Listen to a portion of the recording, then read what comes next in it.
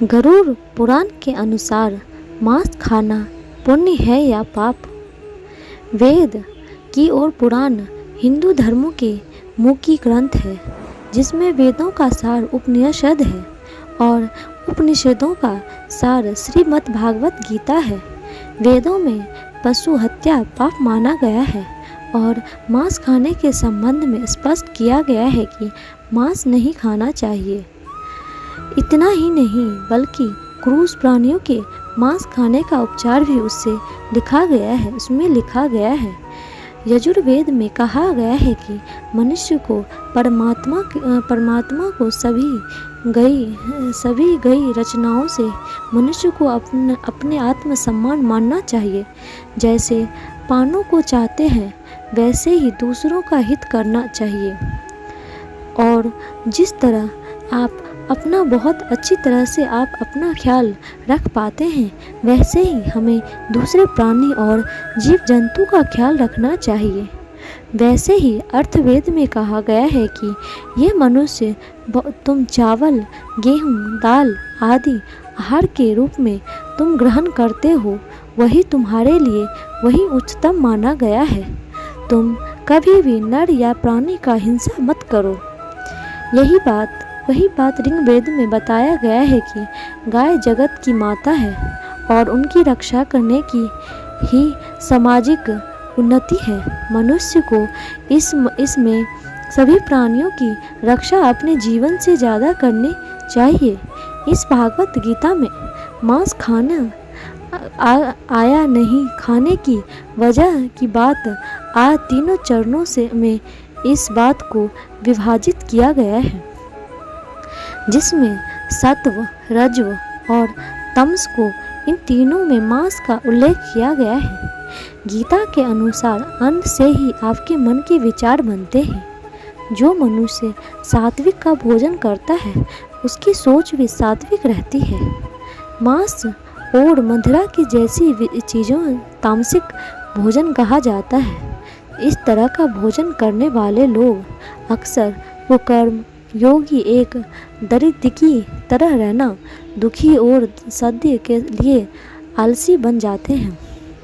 गीता के अनुसार सात्विक भोजन करने वाले लोग की उम्र बढ़ती है और उसका आयु को लंबा कर देता है, और उनको मन को स्वस्थ और तंदुरुस्त रखने के लिए बहुत ही अच्छा होता है, जिस कारण वह बल बुद्धि और आयु को बढ़ने में हमें इस हिंदू की तरह हमें शाकाहारी का भोजन करना चाहिए। ठीक वैसे ही गरुड़ पुराण में बताया गया है कि जिसमें हमें श्री कृष्ण की एक कथा का वर्णन मिलता है। गरुड़ पुराण के अनुसार इस कथा अनुसार बचपन में एक दिन श्री कृष्ण तब यमुना किनारे पर एक पाइप पैर के नीचे एक दिन बांसुरी बजा रहे थे। ठीक उसी समय पर उसके पास एक हिरन दौड़ता हुआ हिरन आया था और उया के पीछे जाकर वह छुप गया था। तब हिरन बहुत डरा हुआ था। तब श्री कृष्ण ने हिरन के माथे पर हाथ हिलाया और तब हिरन को पूछा गया, क्या बात है हिरन, तुम बड़ा घबराए यहाँ पर आ गए। तभी वहाँ पर एक शिकारी वहाँ आ गया। तब शिकारी बोला कि ये मेरा शिकार है, तुम मुझे दे दो। तब भगवान श्री कृष्ण बोले कि हर जीवित प्राणी पर सबसे पहले उसका हक होता है, ना कि किसी और का हक होता है। यह बात सुनकर शिकारी को बड़ा ही क्रोध आ गया था। उस शिकारी गरजते हुए कहा, भगवान श्री कृष्ण को ये मेरा शिकार है जिसे मैं पकड़कर खाऊंगा। ये बात छोड़ो, तुम मुझे तुम्हारा ज्ञान मत दो। इस प्रकार ये बात भगवान श्री कृष्ण दोबारा बोले कि किसी भी प्राणी को मारना या जीव को मारना ये बड़ा ही पाप है। क्या तुम पाप के भागी बनना चाहते हो? मांसाहारी ये पाप है या पुण्य, ये बात तुम नहीं जानते हो।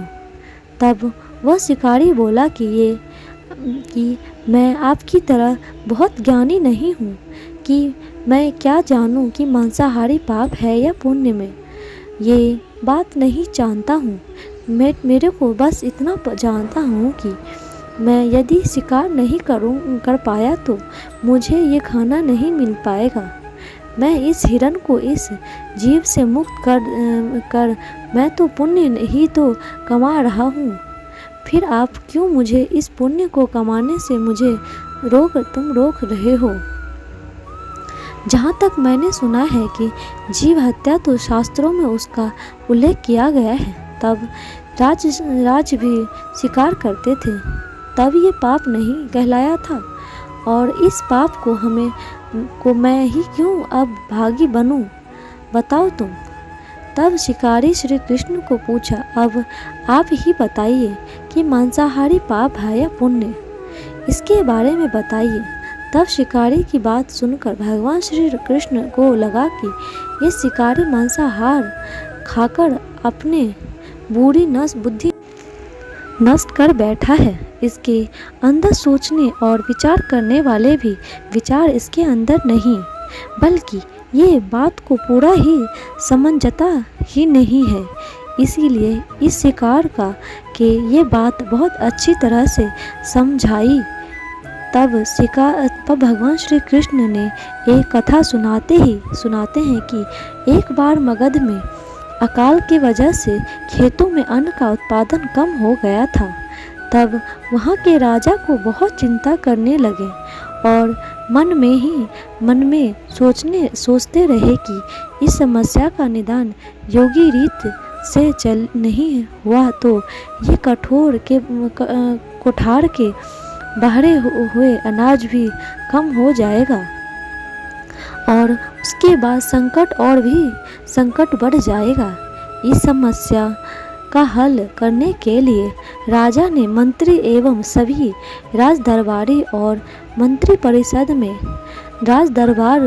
सभी को बुलाया और ये बात सभी को पूछा कि इस राजा ने इस भूखमरों की समस्या का इलाज करने के लिए हम क्या करें।